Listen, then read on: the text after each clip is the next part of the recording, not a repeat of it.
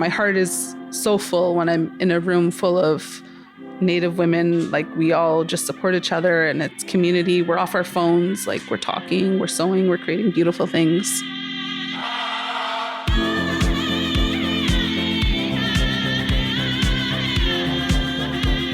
Danse, hello, welcome everyone to the Matriarch Movement video podcast. I'm your host, Shayla Olette Stonechild, and I'm super excited to have someone that I'm constantly inspired by, Deanne Hupfield here. She's from Temagami First Nation. She's a regalia maker, a powwow dancer, and she's also an inspiration for us all. If you want to introduce yourself, Deanne, thank you so much for being here. Miigwech, ani bojo na nukusin indigenous, Tronto donjaba name dodem. So yeah, I'm from Temagami First Nation. I come from the Sturgeon clan. And I did want to gift you some tobacco because I recognize that we're having this conversation here, and I do just want to open up that pathway for spirit. So yeah, thank you so much. I appreciate you being here. And I also love what you're wearing. For the listeners, tell us who you're currently wearing. So this is my fancy shawl regalia. I don't call it a costume because I'm not dressing up for Halloween. It connects me to my nation. My beadwork was done by my good friend, Doug Turner. Every year I make a dress or two for powwows because I dance a lot. And this is just a dress I made a couple of years ago. My moccasins were made by Sweeter Mocks on Instagram. He's from Las Vegas. And if you look at my regalia, you can it connects me to the land. On the back of my regalia, it has land back on it. So it's awesome. It all tells stories of things that are important to me. Yeah, that's what I love about Indigenous fashion and design and regalia is it always brings the viewer and also yourself on experience. And I'm interested to know kind of your definition, or how would you describe regalia to someone that has no idea what it means? I know you referenced it a little bit. Yeah.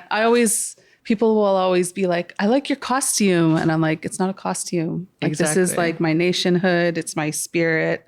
Tell stories of who I am and who I'm connected to. And each nation is different, right? Yeah. So if you look at someone from a different nation, you can tell, if someone's Haudenosaunee, you can be like, oh, they're Haudenosaunee. And you can go as far as being like, oh, they're Mohawk, oh, they're Cayuga, if you know what you're looking at. And so where did you start learning how to make regalia? It actually started before I learned to make regalia. I remember my mom taking me to my first powwow when I was 7. This was in 1990. Oh, wow. So a little while ago. And it was at the Fort William Gardens. And we walked in, and I just remember being this little short person holding my mom's hand. And I saw the drums in the middle, and there were people dancing in regalia and in clothes. And I saw a woman dancing, and she was spinning, and I just loved her so much. And I wanted to learn to dance. And my mom, she couldn't teach me. So she was like, go follow behind those people, those jingle dress dancers. And I was every powwow in my dirty socks, following those jingle dress dancers around. Just a little res kid. Yeah, it's just really really rough. And then I just kept going back. And then my mom was 60s Scoop, and she had a really hard life. She had me very young. We had a hard life. I grew up in and out of foster care. And my mom, being a 60s Scoop survivor, she worked her butt off to get me back. And then when she got me back, she still struggled, and she didn't have the resources to address her traumas. And she struggled with addictions. So we were so poor. And when I was 12, I got sick of it. And I was I'm sick of being poor. So I'm I'm going to go to the mall, and I'm going to get what I need. And I did. And I got away with shoplifting a couple of times. And then I got caught, and then I was sent to jail. I was sent to juvie, and I was sent to open custody. And open custody, it was all my friends. It was my whole community. It was oh, hey, April. Hey, friends. And then they would send all of us to this program for at-risk Native kids. And it was a social worker who would just tell stories of culture and sobriety and healing and all the stuff that I was never experienced.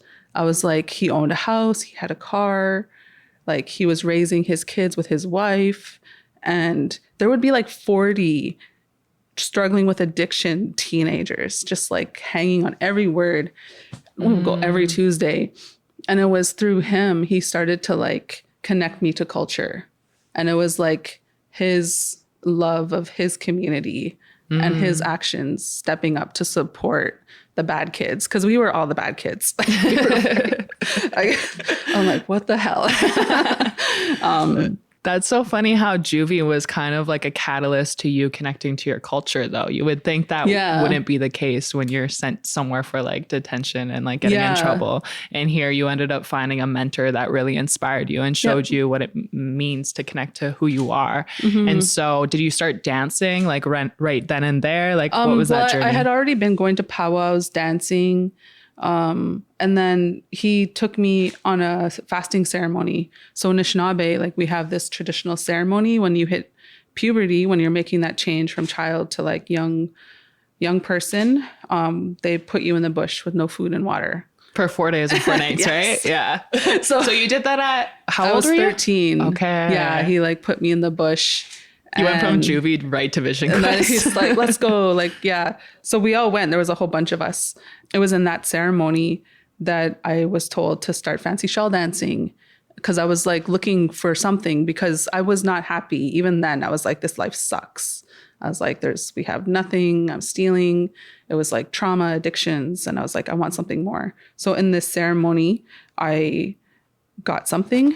And that's when I started to make regalia. And he hired Dave Munoz, Lisa Chum to come and teach us every Tuesday night. We would go and do regalia making.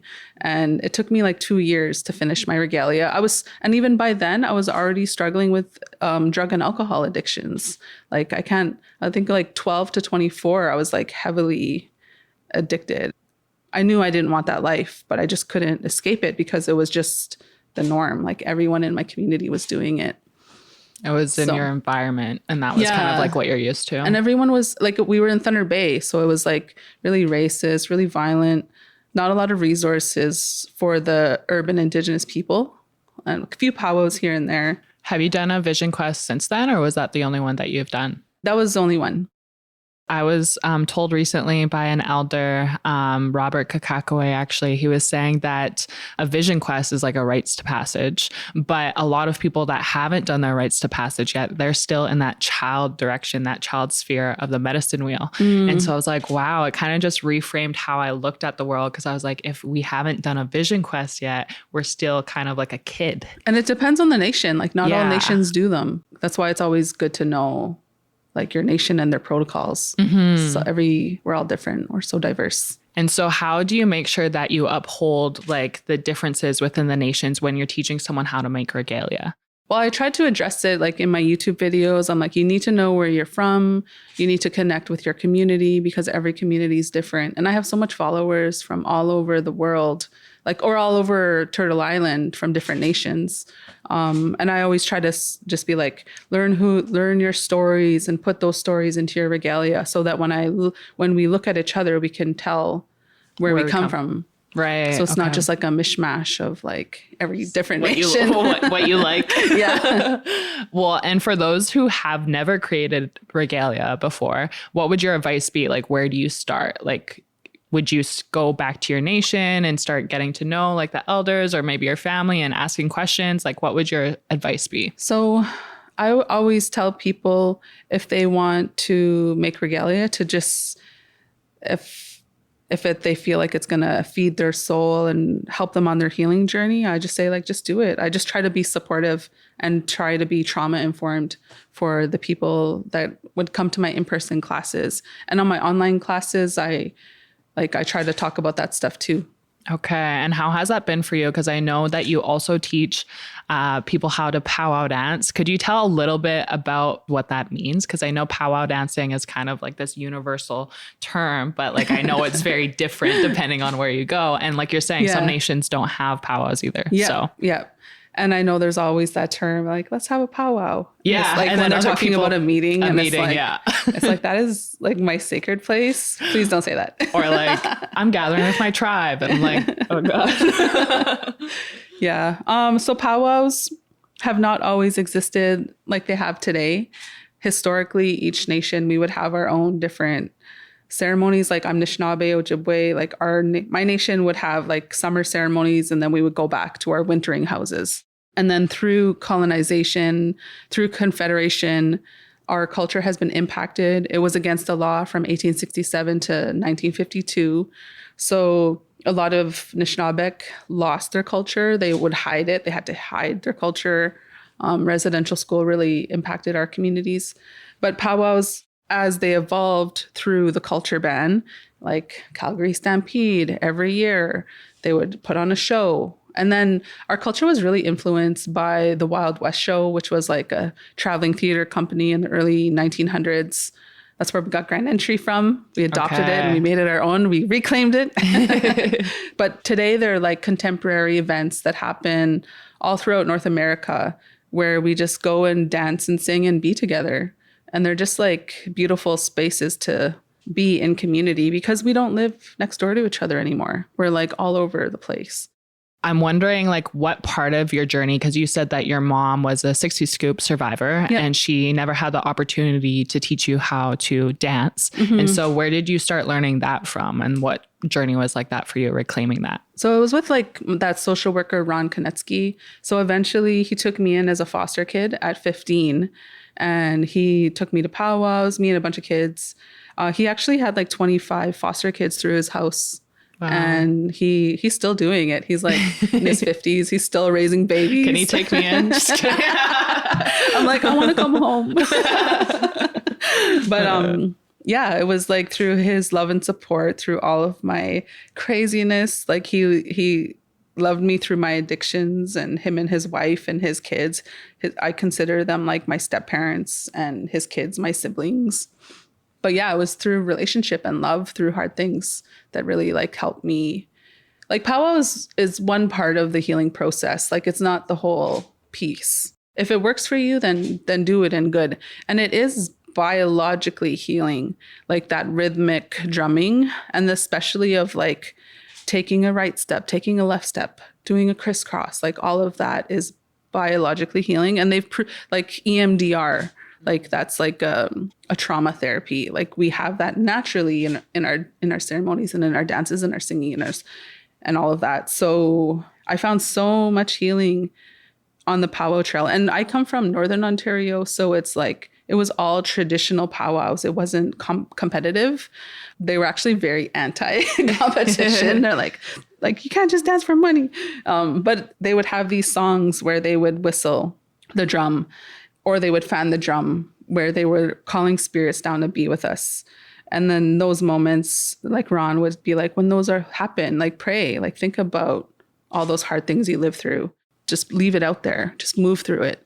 So I did. And I would just like dance and dance and dance. And I would think about all that crazy, crazy stuff I lived through in Thunder Bay.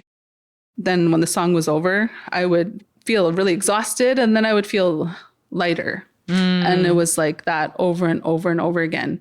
And I felt the experience of being a generational survivor of residential school and 60s Scoop, losing the language, poverty, addictions, all that stuff. And I saw it wasn't just me. It was like my cousins, my distant cousins, my cousins' cousins, like our whole community was going through this. And I was like, I really want to make space for people to benefit from this thing that I'm benefiting from. So that's kind of how you got into the work that you're doing now, is like you saw how much healing it was providing for your life, but also for your family and your community. And that's also what I learned through Santi, actually. She was saying that the jingle dress dance is a form of healing. Yep. And also the sounds of the jingles is kind of like similar to a rattle. Mm-hmm. And so could you speak to a little bit of the different types of dance and like which ones you relate to the most? Yeah. So jingle dress is like a healing dress that comes from the Anishinaabe. That's like unique to like my nation. And we have shared that dress with every other nation.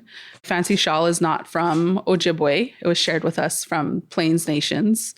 It was so crazy. I had that on like my ceremony when I was a teenager. Like it was like start dancing fancy shawl. And it has brought me so much places in my life. Like things that I could never have imagined. And I dreamed of this life of having like a good, sober life with like a loving husband, raising our kids together. And when I was a small child, I didn't know that I could dream of things. Like I never got permission to like have goals, because we were always like survival mode. You had mentioned that you were sober from 24. And so what was that choice like for you? Like, did you have a goal in mind? It was always a goal to sober up, but it was so hard to do that living in Thunder Bay. And then people would always like, I would do good for a while and I'd relapse. I'd do good, relapse. I lived in Winnipeg for a while, did good for a while, relapsed. And, but I always dreamed of this life, and I just kept trying and kept trying. And then I moved to Toronto, and then it was like easy. It was easy here? Yeah. I would think it would be the opposite, because you're like in the city. And there's I didn't hang out with anyone who drank. I just like hung out with, I just recreated myself. Like I came here and and it was interesting. Like people, I feel like in Thunder Bay, like I did have a bad rep because I was like this bad kid. And then people took little tiny chances on me, but not really big chances on me. But as soon as I came here, like the Native Center, they just took a chance on me right away. Like they were just like, sure. Like, can I teach a Regalia-Making class? And they're like, yeah. I'm like, can I teach a power dance class? And they're like, yeah. So they just had the support. Yeah. And then I just got busy like working. It's almost like you reinvented like a whole new version of yourself when you came to Toronto. And so now that I don't know how old you are. I'm 40. But now I'm 40 years old now. Now that you're older, do you have a way that you achieve your goals now? Like some people call it manifestation, or like you mentioned dreaming. Like what do you do now? I have vision boards. And I really like, I do pray. I pray about things, and it's like, I still want to invest my time in supporting people because I love my community so much, and I know how much we endure all the time. And I just want to spend my time here on earth helping people do good things. Yeah, my heart is so full when I'm in a room full of Native women. Like we all just support each other, and it's community. We're off our phones, like we're talking, we're sewing, we're creating beautiful things. And how is your mom doing now that you're older? Because you had mentioned that she was a 60s Scoop survivor. Yep. And one of the questions from one of the listeners was actually your advice for 60s Scoop survivors and what that they should do if they're looking for healing. And so I'm curious how your mom's doing now, and if she's also reconnecting to her culture. She's doing good. She moved here shortly after I did. And she's just been on grandma mode, helping with all the kids. There's 5 kids. Yeah, we're just being together. We recently found one of my late auntie's children. We found her in October in Windsor. She was adopted out in 1980, and we did not find her until October. So we found my cousin. Wow. She was like the last cousin that we were looking for. My mom just got back from Windsor. She was visiting with her. And she was adopted out into Walpole Island First Nation. Yeah, we had no idea. So you just found her? Yeah, we just found her. And I actually went to university with her brother. And I was like, you didn't see the posts? Like when I was looking for her on Facebook. How did she not see them? It was like, how did Brendan not see these? No, it was fine. Facebook it doesn't always algorithm, right? No, totally. But someone did eventually see a post because I was posting looking for her. Someone on the Power Trail saw it and sent it to like a cookum, and then the cookum's like, oh yeah, that's Norma. That's amazing that throughout all these years you finally found her. Yeah. Like that's insane. So we're still like rebuilding our family, trying to protect the children from the generational trauma. And it's been kind of sad because it's like we did as much as we could, and sometimes it still passes down, and we're just like doing our best to like love these kids through loss. My sister passed away in October. I'm sorry to hear that. Did you want to say her name to like bring her spirit here? Yeah, she was beautiful. Her name was Celine Morrison. She was like a powerful fancy shawl dancer. She won Iron Woman in 2017 and she danced for like an entire hour.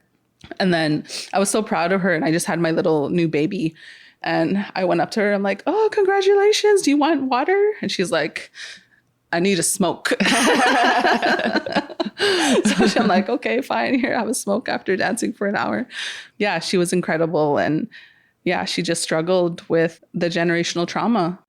It's kind of like our reality of the generational trauma. Yeah. And it's also like never easy when you witness someone you love go through those waves. Yeah. So I had to I was reading Al-Anon books. It's like, I love you, but I can't, I had to create safe boundaries for myself and just show up when I can, where I can. And it's difficult too, because if they are battling with their own addictions or their own pathways, like you're saying, I never want to feel like I'm enabling their behavior, but I also really love them. But then you pull away. So it's almost this dance that you do. Yeah. And so how are you doing now that it's been a few months? I did it. I know in my heart that I did as much as I could for her. And it broke my heart when she was alive, because I just wish I could have controlled her and made her do this and do that. But it's you can never do that. So it's I don't know what more I could have done, but I'm happy I still have her babies. So I still fight with her kids, just like fighting with her. She would get mad at me, and now her kids get mad at me. Are you taking care of one or two? The three of them. The three of them? Yeah. Okay. Yeah. That's a whole work job in itself. So I'm sure she's thankful that you're doing that for her. And I think also during grief, I feel it's almost we can call their spirits on or ask them for guidance. And in a way, it's almost it deepens your connection with them, because now you can ask them for guidance in this real, in our physical world. So that's what I do with people that have passed. I'm how can I need help? Help me. Yeah. So I'm sure she's a guide for you now. Yeah. I'll be driving around in my car. I'll just be talking to her. You're help me get a parking spot. Your kids are pissing me off today. I know that we know so much of the grief, and we know so much of the statistics, and we know so much of the trauma that we've endured as Indigenous people. But when you're looking to the future, what do you hope to see when you think of Indigenous futurisms? What does that look like for you? I hope for land back. I have it on my regalia. I have it on my ring. And Canadians often get triggered when you say that. It's we don't need the whole land back to sustain our communities. 10 to 15% would be enough. And I got that from Arthur Manuel. He was the author of the Reconciliation Manifesto just before he passed. And we just need 10 to 15% of a land base, and that's enough to sustain our governance, language, and culture. That's what I hope for. And I feel that's when we have land back, we'll be able to invest in healing our whole community, because we're the most in prison, we're the most in foster care. Well, and I was surprised at how much land we actually have through the reserves. I was this is nothing. It's nothing. It's 0.2% or something in Canada. If you squished it all together, it would be the same size as Vancouver Island. Wow. Yeah. And it's also doesn't have any resources really. They really gave us the dirt end of it's postage stamps. That's what we call it. Postage stamp reserve. My reserve is 1 square mile, and by law, it's not allowed to grow. But cities grow and expand. Exactly. And create resources and opportunities for other people. And I also think land back is also, it is a physical thing, but it's also a spiritual thing, recognizing the original stewards of these lands and allowing them to have that relationships. Because look at the state of the world right now too. It's if we don't get land back, then what's gonna... They just want to rip it up and take the minerals out. And it's how is that going to help the people who are not here yet? Yeah. And I know you've probably been asked this question numerous times, but how can non-Indigenous people support land back? What, obviously giving the land back, but I was just reading this really amazing book by Dr. Jody Carrington. She writes book about trauma-informed books, but her latest book is called Feeling Seen. And I loved it so much. It's talking about just interpersonal relationships for individuals. She has like a whole chapter dedicated to colonialism and how what, in her understanding as a settler, what she thinks that we need, which I thought was really good, is like we need to, one, just be acknowledged. Because a lot of the times I see on social media where they'll just be like, get over it. It's like, we pay for you. And it's like, no, that's not true. Mm-hmm. It's like the resources pay for you and barely for us. Barely, literally. So it's like just acknowledging that colonialism happened. Yeah. So we need to feel seen that this has happened to us and it's true and it did harm us and it is harming us. And then Canadians. And I really love the point in her book where she's like, it's not going to be a law that's going to change anything. It's not going to be a prime minister or a party or a mayor or a leader. It's going to be collective. Mm-hmm. It's going to be every single person participating in reconciliation. Mm-hmm. It's like learning, being open-minded, hearing us and not trying to be like, well, but like, tell me something positive about residential school. It's like, no. Right? It's like, do not. Yeah. And I think like creating visibility, like oftentimes we are still missing from these conversations. And yeah, the Indigenous voice is not even centered at all. So I think it's also about recentering our voices and allowing people to listen to what we have to say as well. Mm-hmm. And for you right now, looking into your own future, what do you have coming up and how can people support the work that you're currently doing? Well, I got a grant from the MasterCard Foundation to train Regalia-Making facilitators across Canada. I'll be going to Winnipeg to do my second session in May. Yeah, I really want to train people to do this work in their own communities. I want to come in and be like, this is how you make a jingle dress. This is how you make a grass dance. This is how you make fancy shawl. This is how you do pattern drafting. And this is like, do this in your community. So you're training people how to do their own regalia to teach their communities. Yeah. Because like, it's not sustainable to keep bringing in people into a fly-in reserve. Right. It's like build the capacity in the reserve. And I've worked in those places. There's so much brilliance in these places. They just they don't want to, it's like leave your whole life and come to the city where it's like really dangerous. It's leaving everything you know. Yeah. Like leave the line and come to the stinky Toronto. That's why I'm by the water. It's like, just smells like cars all the time. Okay. So how has that been for you? What have those workshops been like? It's very laborious. We're just like sewing all day, every day, but it's really fun. Like we suffer together just like all day long. But I hope, my goal is to get into more communities to train more people so that they can do this work in their own communities and teach dance. And I'm so happy. I keep seeing on social media, people are doing dance classes here because it's a lot safer for like new dancers to dance in a private gym versus at a powwow in front of like 1,000 people or 200 people.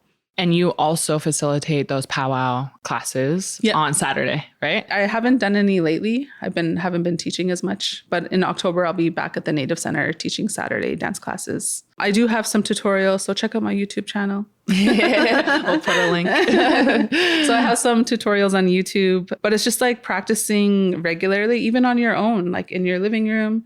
Just like get a little mirror so you can check out your feet, put on some powwow music, and then it's just repetition. And is it important to like, because I feel like dancing is a form of prayer. So would you say like to create an intention before you dance? Like what does that look like? Yeah, it's like when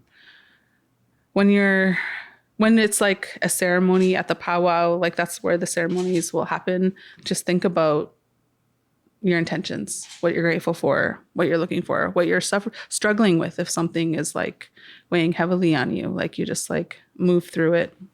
And so when you're struggling and also like holding your sister's grief, what are some rituals or routines that you go back to feel connected to your spirit? I just cry around. I was just crying. No, but I do. I take time to cry.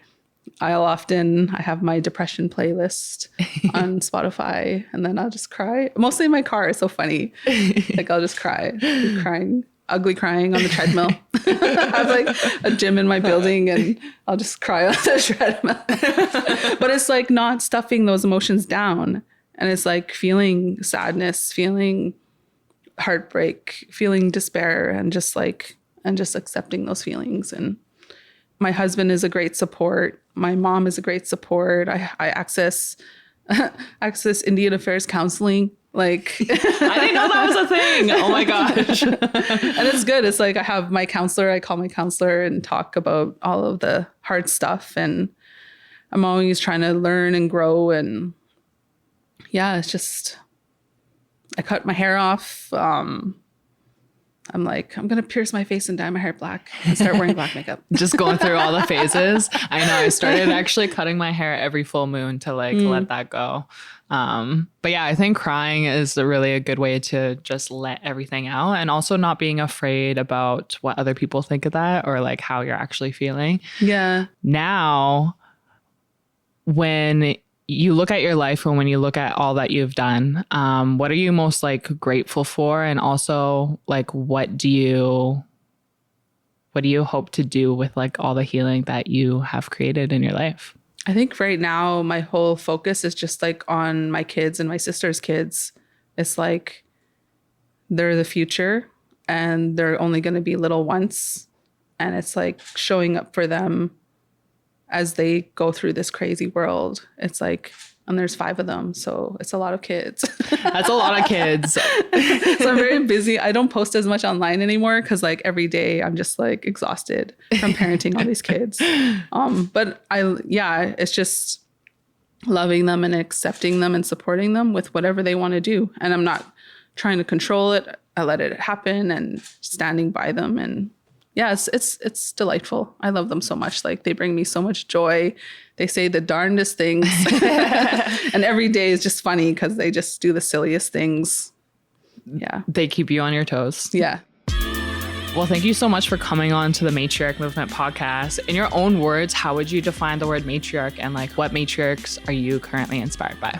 I see a lot of Native women doing really amazing things, taking charge of their family, raising babies, creating movements. I really love Pam Pomater. I love all the work you do. I love how positive it is and like thoughtful and like healing. And I'm really grateful for Native women. And I do worry about Native men. I feel like they don't have enough services to support their healing. And I always try to just be gentle with them but still call them out when they're being dumb. You also just look throughout our, like for me as a Plains Cree woman, you look at like the teachings of the pipe too, and you look at the teachings within these sacred tools, and you always see the balance of the masculine and feminine. So I think it's really important that we continue to uplift Indigenous men's voices and Two-Spirit and non-binary relatives. And I think it is through this balance that we're going to start to find that healing too. And I think you're also an embodiment of like what a matriarch is, the fact that you took your sister's kids in when she's no longer here. Like I'm sure she's super proud, as well as your mom and your whole family. So thank you so much for being here. And I'm also inspired by you. And sorry if I'm not liking all your rants. Just kidding. But thank you so much. To those of you who don't know Deanne, make sure you follow her on Instagram. Make sure you check out her online powwow workshops. And yeah, I'll drop all the links below. Thank you so much. Hi. Enjoy the rest of your day.